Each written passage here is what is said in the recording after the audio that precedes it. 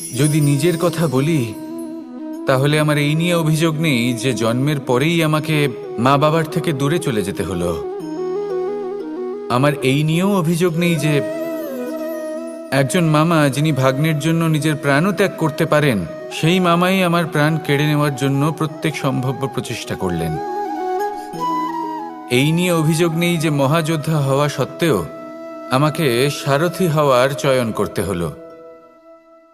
বরং আমি কৃতজ্ঞ। মামা যতই আমার প্রাণ কেড়ে নেওয়ার চেষ্টা করুক, আমি নিজের আত্মরক্ষা করতে পেরেছি। প্রথমে মথুরা ছাড়তে হলো, তারপর বৃন্দাবন ছাড়তে হলো, কিন্তু দ্বারকাকে নির্মাণ করার সুযোগটা আমি পেয়েছি। আমি কৃতজ্ঞ যে একজন সারথি হিসেবে ধর্মস্থাপনের এই রথ আমি এগিয়ে নিয়ে যেতে পেরেছি, এই সংসারকে গীতার জ্ঞান প্রদান করতে পেরেছি।